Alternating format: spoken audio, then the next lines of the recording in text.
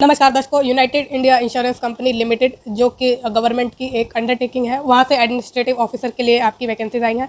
इसमें दो कैटेगरी है, एक स्पेशलिस्ट की, एक जर्नलिस्ट की। और स्पेशलिस्ट में जो है उसमें भी अलग अलग डिसिप्लिन है। तो इसमें सारी जानकारी हम देखने वाले हैं कि क्या क्या वैकेंसी आई है, उनका बाइफर्केशन कैसे है, आपको अप्लाई कैसे करना है, कब तक करना है, और फीस लगेगी या नहीं लगेगी, और जो आपका सिलेक्शन मोड है वो क्या रहने वाला है। तो सारी डिटेल इसमें हम जानने वाले हैं, आपका सिलेबस वगैरह सब कुछ हम इसमें जानेंगे। और सबसे इंपॉर्टेंट बात है कि इसमें ऑल ओवर इंडिया से अप्लाई कर सकते हैं, पैन इंडिया ये आपकी वैकेंसीज हैं। तो चलिए शुरू करते हैं। वीडियो में एंड तक जरूर बने रहिएगा ताकि आपकी कोई इंपॉर्टेंट इन्फॉर्मेशन मिस ना हो जाए। तो ये कहने की बात नहीं है, ये लिटरली अगर आपका एप्लीकेशन फॉर्म भरना है तो सारी जानकारी आपके पास होनी चाहिए। तो चलिए शुरू करते हैं। तो पोस्ट आपकी एडमिनिस्ट्रेटिव ऑफिसर स्केल 1 की है, ठीक है। और बात करें हम इसकी स्पेशलिस्ट की कैटेगरी की, तो इसमें डिसिप्लिन वाइज आपकी वैकेंसीज है।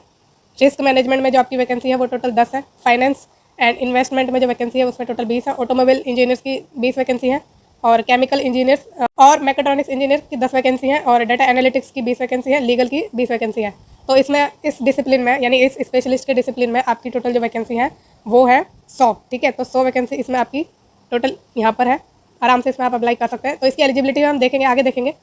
तो जर्नलिस्ट में जो वैकेंसी है उसमें आपकी टोटल 100 वैकेंसी है। इसमें कोई डिसिप्लिन नहीं दिए गए हैं, ठीक है। तो बस इसकी क्वालिफिकेशन हम चेक करेंगे कि आप भर पाएंगे कि नहीं।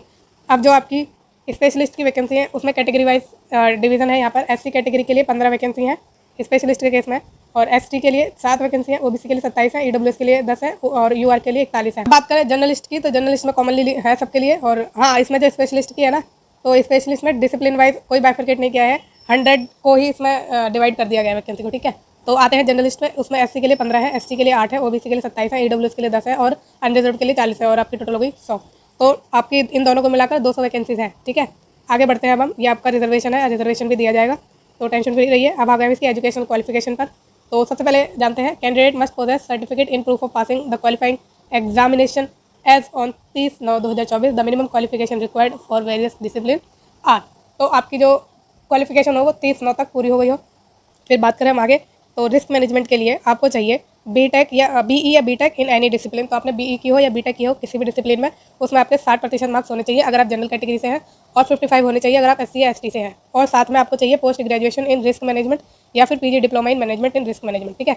तो पीजी डिप्लोमा हो या पोस्ट ग्रेजुएशन हो रिस्क मैनेजमेंट में, तो आप इसमें आराम से भर सकते हैं। या फिर अगर आपके पास ये वाली क्वालिफिकेशन नहीं है तो आपके पास एमई हो आपके पास, या फिर एमटेक हो इन एनी डिसिप्लिन। उसके साथ आपको पोस्ट ग्रेजुएशन डिप्लोमा चाहिए इन रिस्क मैनेजमेंट या PG diploma in PGDM diploma in risk management, ठीक है। समझ गए आप। फिर फाइनेंस इन्वेस्टमेंट की बात करें तो इसमें आपको चाहिए चार्टेड अकाउंटेंट। तो आप सीएओ हो या कॉस्ट अकाउंटेंट हो आईसीडब्ल्यूए, या फिर बीकॉम की हो आपने 60% मार्क्स के साथ अगर आप जनरल कैटेगरी से हैं, 55% चाहिए अगर आप एससी एसटी कैटेगरी से हैं, और वो आपकी रिकॉग्नाइज यूनिवर्सिटी से होनी चाहिए। तो ये आपके पास होना चाहिए। अगर आपके पास ये नहीं है तो आपने एमकॉम किया हो फ्रॉम ए रिकॉग्नाइज यूनिवर्सिटी, इसमें आपसे कोई परसेंटेज नहीं मांगी है। तो अगर आपके पास ये वाली नहीं है तो ये होनी चाहिए, और अगर ये नहीं है तो ये होनी चाहिए, ठीक। फिर नेक्स्ट हम बात करें ऑटोमोबाइल्स इंजीनियर की, तो इसमें बीई या बीटेक होना चाहिए इन automobile engineering with minimum 60% marks. और अगर आप जनरल है तो आपको 60% मार्क्स चाहिए, और अगर आप एससी एसटी कैटेगरी में आते हैं तो आपको 55% मार्क्स चाहिए। या फिर आपने एमई किया हो, एमटेक किया हो in automobile engineering from a recognise university, इसमें कोई परसेंटेज की नीड नहीं है। नेक्स्ट हम बात करें केमिकल इंजीनियर्स या मैकेट्रॉनिक्स इंजीनियर की, तो इसमें आपको बीटेक चाहिए या बीईओ आप मैकेट्रॉनिक्स में या फिर केमिकल इंजीनियरिंग में विद 60% मार्क्स, और 55% मार्क्स चाहिए अगर आप एससी एसटी कैटेगरी में हैं, ठीक है। फ्रॉम अ रिकॉग्नाइज यूनिवर्सिटी होनी चाहिए आपकी जो डिग्री है। फिर या फिर आपके पास हो एमटेक या एमई जो कि मैकेट्रॉनिक्स में हो या केमिकल इंजीनियरिंग में हो फ्रॉम अ रिकॉग्नाइज यूनिवर्सिटी, इसमें परसेंटेज नहीं चाहिए। नेक्स्ट हम बात करें डाटा एनालिटिकल स्पेशलिस्ट की, इसमें आपको बीई चाहिए या बीटेक चाहिए इन कंप्यूटर साइंस या कंप्यूटर एप्लीकेशन या आईटी, या फिर ग्रेजुएट होने चाहिए आप स्टैटिक्स में या डाटा साइंस में या फिर एक्चुअरियल साइंस में, या विद 60% मार्क्स, ठीक है। तो उसमें आपके 60% मार्क्स होने चाहिए अगर आप जनरल कैटेगरी से हैं, और 55% मार्क्स होने चाहिए अगर आप एससी एसटी कैटेगरी से हैं, और वो आपकी रिकॉग्नाइज यूनिवर्सिटी से होनी चाहिए। नेक्स्ट हम बात करें, इसका ऑप्शन आपको दिया गया है, अगर आपके पास ये ऊपर वाला नहीं है, ठीक है, ये वाला अगर नहीं है तो आपके पास होना चाहिए एमसीए यानी मास्टर इन कंप्यूटर एप्लीकेशन, या फिर पोस्ट ग्रेजुएट हो आप इन स्टैटिक्स या डाटा साइंस या फिर एक्चुअरियल साइंस में, और या फिर आपने एमई किया हो एमटेक किया हो इन कंप्यूटर साइंस या आईटी में फ्रॉम अ रिकॉग्नाइज यूनिवर्सिटी, इसमें कोई परसेंटेज की नीड नहीं है। और साथ में आपको नॉलेज ऑफ पावर बीआई या पावर क्वेरी या फिर RDBMS इस प्रेफर्ड। तो प्रीफरेंस उनको मिलेगी जिनको इन सारे फील्ड में नॉलेज होगी, ठीक। फिर लीगल की बात करें तो इसमें आपको बैचलर डिग्री चाहिए इन लॉ, ठीक है। लॉ में आप ग्रेजुएट होने चाहिए, उसमें आपके 60% मार्क्स होने चाहिए अगर आप जनरल कैटेगरी में आते हैं, और 55% मार्क्स चाहिए अगर आप एससी एसटी कैटेगरी में आते हैं और आपने रिकॉग्नाइज यूनिवर्सिटी से की हो अपनी डिग्री या फिर आपने एनी इक्वलेंट डिग्री ली हुई हो, ठीक। या और इसका एक ऑप्शन है, अगर आपके पास ये वाली क्वालिफिकेशन नहीं है तो सिंपली आपके पास मास्टर डिग्री हो in law from recognise university या फिर any equivalent qualification recognise by central government, ठीक है। और 3 साल का एक्सपीरियंस चाहिए आपको एज प्रैक्टिसिंग लॉयर, और 2 साल का एक्सपीरियंस हो SC/ST को, ठीक है। इसका मतलब है 3 साल का उनको होना चाहिए एक्सपीरियंस प्रैक्टिसिंग लॉयर में, जो जनरल कैटेगरी में आते हैं, और जो SC/ST में आते हैं उनको सिर्फ 2 साल का चाहिए। और ये जो एक्सपीरियंस है आपका ये प्रीफर्ड है, ठीक है, प्रिफरेबल है, यानी नेसेसरी नहीं है। अगर आपके पास कोई एक्सपीरियंस नहीं है तब भी आप इस फॉर्म को भर सकते हैं। फिर नेक्स्ट है the candidate must be registered with bar council of India. तो ये नेसेसरी है आपका कि आप जो है बार काउंसिल ऑफ इंडिया में रजिस्टर होने चाहिए। नेक्स्ट हम बात करें जर्नलिस्ट की। तो जो जर्नलिस्ट है, जर्नलिस्ट की जो आपकी पोस्ट है उसमें आपको चाहिए the minimum educational qualification required is graduate degree, post graduate degree in any discipline from a recognise university with 60% marks. तो आपने ग्रेजुएट की हो या पोस्ट ग्रेजुएट की हो, किसी भी डिसिप्लिन में, कोई भी डिसिप्लिन चलेगा इसमें, ठीक है। और उसमें आपके 60% मार्क्स होने चाहिए अगर आप जनरल कैटेगरी से हैं, और 55% मार्क्स आपको चाहिए अगर आप SC/ST कैटेगरी से हैं in either of the degree examination. मतलब किसी भी डिग्री एग्जामिनेशन में, या तो ग्रेजुएशन में या फिर पोस्ट ग्रेजुएशन में आपके 60% मार्क्स हो अगर आप जनरल कैटेगरी से हैं, और अगर आप SC/ST से हैं तो आपके 55% मार्क्स होने चाहिए। समझ गए आप ये क्वालिफिकेशन। तो ये जर्नलिस्ट के लिए आपकी क्वालिफिकेशन थी, कॉमन सबके लिए, 100 जो आपकी वैकेंसी है जर्नलिस्ट की उनके लिए क्वालिफिकेशन है। नेक्स्ट हम बात करते हैं qualification mentioned above should be obtain from any recognised university, ठीक है। तो ये तो एक ऑब्वियस सी बात है कि आपने रिकॉग्नाइज यूनिवर्सिटी या इंस्टीट्यूट से अपनी डिग्रियाँ ली हो, ठीक है, और वो UGC या AICTE से क्या होनी चाहिए, अप्रूव होनी चाहिए, ठीक है। और जो पैटर्न हो वो आपका अप्रोप्रिएट पैटर्न लाइक 10+2+3 या फिर इट्स इक्वलेंट का पैटर्न होना चाहिए। अगर आपको CGPA या OGPA मिला है तो आपको उसका सर्टिफिकेट देना है, ठीक है। Candidate will have to produce a certificate issued by the appropriate authority inter alia stating that norms of the university regarding conversion of grade into percentage and the percentage of marks scored by the candidate in terms of norms, ठीक है। तो आपको certificate issue करना है कि आपका जो university या इंस्टीट्यूट है वो ये प्रोसेस अपना लागू करता है परसेंटेज में कन्वर्ट करने के लिए, राइट। फिर नेक्स्ट हम बात करें the candidate should have completed the qualification mentioned above on और बिफोर 30/9/2024। तो 30 सितंबर से पहले आपकी क्वालिफिकेशन कंप्लीटेड होनी चाहिए। अगर किसी ने अपना फाइनल का एग्जाम, डिग्री में जो फाइनल का एग्जाम है वो 30 सितंबर को दिया है, ठीक है, और या फिर जिनका रिजल्ट अभी डिक्लेयर नहीं हुआ या डिक्लेयर आफ्टर 30 सितंबर हुआ है तो वो इसके लिए एलिजिबल नहीं है अप्लाई करने के लिए। और आपके पास वर्किंग नॉलेज होनी चाहिए, ठीक है, ये आपकी वर्किंग नॉलेज कंप्यूटर की होनी चाहिए, ये मस्ट है, ठीक है, ये कोई ऑप्शन नहीं है, ये आपकी मस्ट है, होनी चाहिए।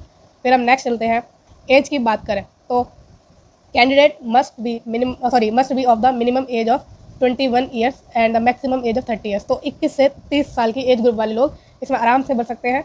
और जो आपकी डेट है वो काउंट होगी 30 सितंबर 2024 से आपकी एज काउंट की जाएगी। Candidate must have been born not earlier than 1 October 1994। और आपकी जो डेट ऑफ बर्थ है, मतलब आपका जो बर्थ है वो 1 अक्टूबर 1994 से पहले नहीं होना चाहिए, और 30 सितंबर 2003 के बाद का आपका बर्थ नहीं होना चाहिए। और जो दोनों डेज है ये 1 अक्टूबर और 30 नवंबर, ये दोनों डेट इंक्लूडेड है, ठीक है। तो नेक्स्ट हम बात करें रिलैक्सेशन, इसमें आपको दिया गया है कैटेगरीज को। तो 5 साल का रिलैक्सेशन जो एज का है वो SC/ST के लिए है, 3 साल का आपका OBC के लिए है, और 10 साल का आपका PWD कैटेगरीज के लिए है। फिर 5 साल का मिलेगा एक्स सर्विसमैन को, है ना, 5 साल का आपको एक्स सर्विसमैन को मिलेगा, कमीशन ऑफिसर्स को मिलेगा including emergency commission officers, short service commission को भी मिलेगा, who have rendered at least 5 year military service, जिन्होंने 5 साल की मिलिट्री सर्विस दी है उनको मिलेगा, and have been release on completion of assignment otherwise then by way of dismissal or discharge on account of misconduct in which. तो ये 5 साल का मिलेगा जिन्होंने भी मिलिट्री में अपनी सर्विस दी है या कमीशन ऑफिसर है, एक्स सर्विसमैन है। और 3 साल का मिलेगा defence service personnel disabled in operation during the hostilities with any foreign countries or in disturb area and release as consequences thereof. जो भी फॉरेन कंट्री में हॉस्टिलिटीज़ के दौरान डिसेबल्ड हो गए हैं उनको भी 3 साल का इसमें रिलैक्सेशन दिया गया है, या फिर डिस्टर्ब एरिया में उनको नुकसान हुआ है उनको मिलेगा, ठीक है। और 9 साल का रिलैक्सेशन मिलेगा एज का विडोज़ को, डाइवर्स वुमेन को, and women legally separated from there husband who have not married, जिन्होंने शादी नहीं की है दोबारा उनको मिलेगा, ठीक है। जो अपने हस्बैंड से अलग हो गई हैं महिलाएं किसी कारणवश और उन्होंने दोबारा शादी नहीं की है तो उन्हें 9 साल का एज रिलैक्सेशन दिया जाएगा। अब विडोज़ और डाइवर्स वुमेन हो उन्हें भी 9 साल का ही एज रिलैक्सेशन दिया जा रहा है। 8 साल का एज रिलैक्सेशन उन्हें मिलेगा जो एग्जिस्टिंग कन्फर्म एम्प्लॉय है of public sector general insurance companies में including GIC and agriculture insurance company of India limited, ठीक है। अब हम चलते हैं आगे। तो ये चीज़ें और डिटेल में दी गई हैं। तो ये एक्स सर्विसमैन की जो है आपको डेफिनेशन दी गई है, लेप्रोसी वगैरह ये सब चीज़ें सारी डिटेल में इन्होंने बताई है। तो हम बात करेंगे इसमें थोड़ी इंपॉर्टेंट चीज़ों की। तो एप्लीकेशन फ़ीस की हम बात करें इसमें, तो all applicants other than SC ST PWD permanent employ of PSGI companies, तो उनको जो है 1000 रुपये देने हैं। और application fee including service charges plus GST as applicable, तो 1000 रुपये है प्लस GST आपकी लगेगी। ये 1000 रुपये उनके लिए है जो SC ST और PWD नहीं है और साथ में परमानेंट एम्प्लॉय भी है, ठीक है, समझ गए ना। अब नेक्स्ट बात करें SC ST personal with benchmark disabilities PWD permanent employ of PSGI company. अब जो SC ST हैं PWD है परमानेंट एम्प्लॉय हैं PSGI कंपनी के, उन्हें 250 रुपये देने हैं, service charge only plus GST as applicable. फिर नेक्स्ट हम चलते हैं आगे, इंपॉर्टेंट डेट्स हम यहाँ डिस्कस कर लेते हैं। आपका जो लास्ट डेट है इसकी भरने की वो 5 नवंबर है ना। पेमेंट आपकी एक्सेप्ट की जाएगी 5 नवंबर तक, और जो कॉल लेटर है आपका ऑनलाइन टेस्ट का वो 10 दिन पहले आपको बता दिया जाएगा। नेक्स्ट हम बात करें, date of online return examination will be on 14 December. अब आपकी जो एग्ज़ाम की डेट है वो यहाँ बता दी गई है, तो ये नोट कर लीजिए, उस हिसाब से अपनी तैयारी तेज़ी से करना शुरू कर दीजिए।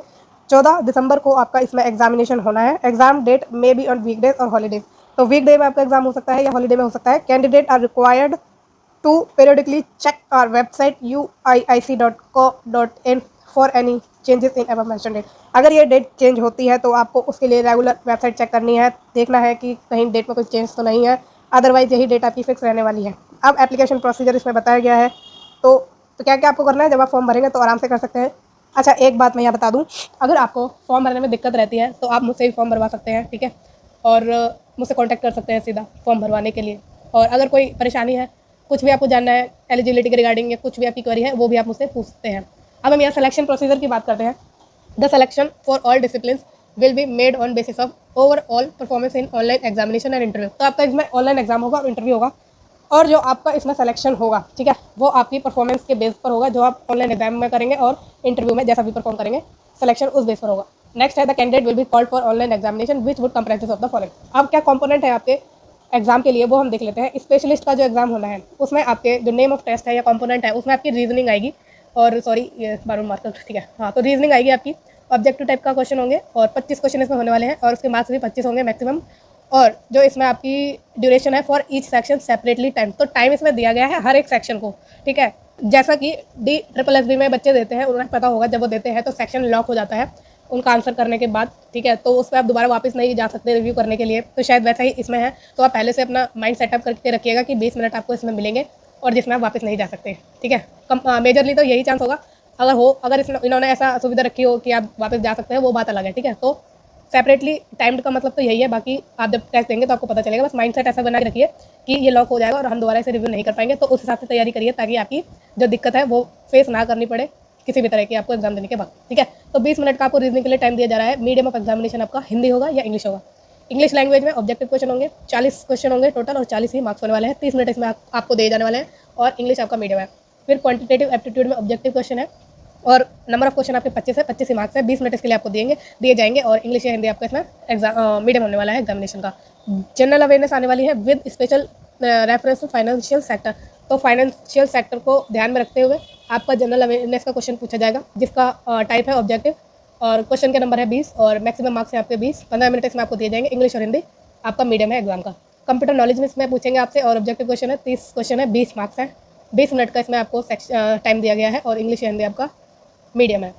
एंड एडिशनल टेस्ट लिया जाएगा to assess technical and professional knowledge of in relevant discipline. Objective question होने वाले हैं, और 120 इसमें आपको मार्क्स मिलेंगे, ठीक है। मैक्सिमम मार्क्स इसकी क्या है 120 है, और 45 मिनट इसमें दिए जाएंगे। इंग्लिश हिंदी आपका क्या है इसमें मीडियम है एग्जामिनेशन का। और टोटल जो है आपके 200 क्वेश्चन है 250 मार्क्स के, जिसके लिए आपको टोटल 150 मिनट मिलेंगे। नेक्स्ट हम चलते हैं, बात करते हैं जर्नलिस्ट के एग्जाम की। इसमें रीजनिंग आएगी, ठीक है। ऑब्जेक्टिव क्वेश्चन होंगे, 50 मार्क्स होंगे, 50 क्वेश्चन होंगे, 50 मार्क्स होंगे, 40 मिनट की ड्यूरेशन होगी। इंग्लिश हिंदी मीडियम है आपके एग्जाम का। इंग्लिश लैंग्वेज की बात करें, ऑब्जेक्टिव क्वेश्चन होंगे, 50 क्वेश्चन होंगे उसमें, 60 मार्क्स के, और 40 मिनट इसमें आपको दे जाएंगे। इंग्लिश आपका क्या होगा मीडियम ऑफ एग्जाम होगा। क्वांटिटेटिव एप्टीट्यूड की बात करें, ऑब्जेक्टिव ही क्वेश्चन आने हैं, सब में ऑब्जेक्टिव आने हैं क्वेश्चन, तो इसको हम बार बार रिपीट अब नहीं करने वाले। तो नंबर ऑफ क्वेश्चन इसमें 40 है, और उसके 50 मार्क्स होंगे मैक्सिमम। 30 मिनट का आपकी ड्यूरेशन है, मतलब सेपरेटली टाइम जो दिया गया है इस सेक्शन को 30 मिनट दिया गया है। इंग्लिश हिंदी आपका क्या है मीडियम ऑफ एग्जामिनेशन है। जनरल अवेयरनेस आपसे पूछी जाएगी, जो कि फाइनेंशियल सेक्टर पर बेस होगी या रेफरेंस की जाएगी उसे, और 40 क्वेश्चन होंगे इसमें आपके टोटल, और मैक्सिमम मार्क्स 50 होंगे। 25 मिनट इसमें आपको दे जाएंगे। इंग्लिश या हिंदी आपका क्या है इसमें मीडियम ऑफ एग्जामिनेशन। फिर लास्ट आपका कंप्यूटर नॉलेज आपसे पूछी जाएगी, और 20 क्वेश्चन होंगे 40 मार्क्स के, 15 मिनट दिए जाएंगे। इंग्लिश हिंदी आपका मीडियम ऑफ एग्जामिनेशन रहने वाला है। टोटल क्वेश्चन 200 होंगे 250 मार्क्स के, और 150 आपको मिनट मिलने वाले हैं। नेक्स्ट हम बात करें डिस्क्रिप्टिव टेस्ट की, बोथ जर्नलिस्ट एंड स्पेशलिस्ट। तो इसमें आपका डिस्क्रिप्टिव टेस्ट भी होगा और वो 30 मिनट का होगा। 30 मार्क्स उसमें टोटल आपको दिए जाएंगे, मतलब 30 मार्क्स में से आपकी मार्किंग की जाएगी। और जो टेस्ट होगा इंग्लिश लैंग्वेज में होगा, ठीक है। तो सिर्फ इंग्लिश लैंग्वेज में इंग्लिश का होगा और लेटर राइटिंग उसमें पूछी जाएगी 10 मार्क्स की, और ऐसे 20 मार्क्स का होगा। The descriptive test will be in English and will be conducted through online mode. तो ऑनलाइन मोड आपका इसमें डिस्क्रिप्टिव टेस्ट रहने वाला है। Each candidate will be required to obtain a minimum score of each section of objective test separately for short listing for the descriptive test evaluation. तो आपको जो है मिनिमम स्कोर तो करना है इसमें इस सेक्शन में, ठीक है ना। हर एक सेक्शन में, रीडिंग में, इंग्लिश में, कंप्यूटर में, फाइनेंशियल वाले, जनरल अवेयरनेस में, सब में आपको सेपरेटली अपने मार्क्स लाने हैं, ठीक है, जो भी मिनिमम स्कोर करना है। और फिर उसके बेस पर आपको डिस्क्रिप्टिव टेस्ट के लिए शॉर्टलिस्ट किया जाएगा। अब descriptive answer script would be evaluated only in respect of the candidate who qualify the objective test. और इसमें एक इंपॉर्टेंट बात है कि डिस्क्रिप्टिव आंसर उन्हीं के चेक किए जाएंगे जो ऑब्जेक्टिव टेस्ट को पास कर लेंगे। Depending on the number of vacancy available, cut off will be decided for descriptive paper evaluation. Each candidate will be required to obtain a minimum total score to be decided by the company in the objective test, and qualifying descriptive test for shortlisting for the interview. Qualifying marks in the descriptive test shall be decided by the company. तो qualifying marks आपके company decide करेगी, इसमें तो नहीं बताया गया है इस पीडीएफ में। तो जो भी कंपनी डिसाइड करेगी आपके सेक्शन वाइज कि मिनिमम आपको कितना स्कोर लाना है, जितना वो डिसाइड करेगी वो आपके मार्क्स उससे ऊपर होने चाहिए शॉर्टलिस्ट होने के लिए आपके इंटरव्यू में और डिस्क्रिप्टिव टेस्ट में। इसी तरह डिस्क्रिप्टिव टेस्ट में आपको क्वालिफाई करना है इंटरव्यू के लिए, ठीक है। अब आगे चलते हैं और बात करें आगे। The candidate shall be required to qualify in descriptive test, but the marks in the descriptive test will not be counted toward short listing for interview और फाइनल सिलेक्शन। तो डिस्क्रिप्टिव टेस्ट आपको क्वालिफाई करना है, लेकिन इसके जो marks हैं वो इंटरव्यू में नहीं जोड़े जाएंगे, ना ही आपके फाइनल सिलेक्शन में जोड़े जाएंगे, ठीक है। नेक्स्ट हम बात करें अब all question in online examination will B objective type with alternative choice, और ये तो पता ही है आपको, ठीक है ना। तो इसमें आपकी नेगेटिव मार्किंग होगी, ठीक है, लेकिन कितने की होगी वो नहीं बताया, पता नहीं कैसा नोटिफिकेशन उन्होंने बनाया है। अगर आगे बताया गया होगा तो वो हम देख लेंगे, अभी तक तो मुझे दिखा नहीं है, ठीक है। क्योंकि देखो यहाँ पर तो इन्होंने मेंशन किया है आपको कि आपका जो है इसमें नेगेटिव मार्किंग की जाएगी, यहाँ पर है, ये रहा, ठीक है। यहाँ लिखा है number of question answered correct by candidate in each objective test is considered for arriving at the corrected score after applying penalty for wrong answer. But कितनी होगी पेनल्टी वो इसमें नहीं डिस्कस किया है यहाँ इस वाले पेज पर, अगर आगे है तो वो हम देख लेंगे, ठीक है। तो नेक्स्ट हम चलते हैं, ये एक स्क्राइब की जिन्हें ज़रूरत होती है जो उनके लिए है। अब चलते हैं सीधा हम आगे, ठीक है। ये इम्पेयर्ड कैंडिडेट के लिए है। और चलें आगे, downloading of the call letter है इसमें, ठीक है। तो वो चीज़ बताई गई है। रिपोर्टिंग एट एग्जामिनेशन सेंटर, तो ये बताई है। आइडेंटिटी वेरिफिकेशन, तो इसमें कहीं नेगेटिव मार्किंग कितनी है वो नहीं बताया गया है, तो मुझे तो कहीं दिख नहीं रहा है। इंटरव्यू की बात इसमें बताई गई है, तो आप क्वालिफाई करेंगे तो जो वेटेज है आपका रेशियो में of online examination and interview वो होगा 75:25 रेस्पेक्टिवली, ठीक है। तो ये सारी कॉमन चीज़ें, बायोमेट्रिक वेरिफिकेशन है कि, तो ये हमारी जो है ना सारी चीज़ें हम कवर कर चुके हैं। इसमें बेसिक पे की बताया गया है कि आपको कितना मिलेगा। तो सैलरी तो इसमें आपकी 88,000 रुपये पर मंथ मिलेगी अप्रॉक्स एट मेट्रोपॉलिटन सेंटर्स, ठीक है। ये आपका ग्रॉस पे है। फिर सर्विस कंडीशन इसमें दी गई है। और नेक्स्ट बात करें, कहीं नहीं बताया गया इन्होंने कि रॉन्ग पेनल्टी के लिए कितनी आपको मिलेगी। हाउ टू अप्लाई पर अब हम आ गए हैं एप्लीकेशन प्रोसीजर पर। तो इसमें जो है जैसे जैसे आप अप्लाई करते जाएंगे आपको पता चलता जाएगा, ठीक है। तो अगर आप नहीं भर पाते हैं फॉर्म, कोई दिक्कत आती है, आपके पास फैसिलिटी नहीं है भरने की, तो आप मुझसे भी भरवा सकते हैं। आप मुझे कमेंट के थ्रू कांटेक्ट कर सकते हैं, या मेरे जो सोशल मीडिया हैंडल्स हैं इस यूट्यूब के फ्रंट पेज पर आपको मिल जाएंगे, वहाँ पर मेरे से डायरेक्टली कॉन्टैक्ट करके भी आप फॉर्म मुझसे भरवा सकते हैं। और इस वीडियो को हम यहीं पर करते हैं ख़त्म, क्योंकि हमने सारी इसमें इंपॉर्टेंट चीज़ें कवर कर ली हैं, ठीक है। और अगर कोई डाउट है तो मुझसे पूछिए। Thank you so much for watching, और प्लीज़ चैनल को लाइक शेयर और सब्सक्राइब जरूर करिएगा। Thank you so much.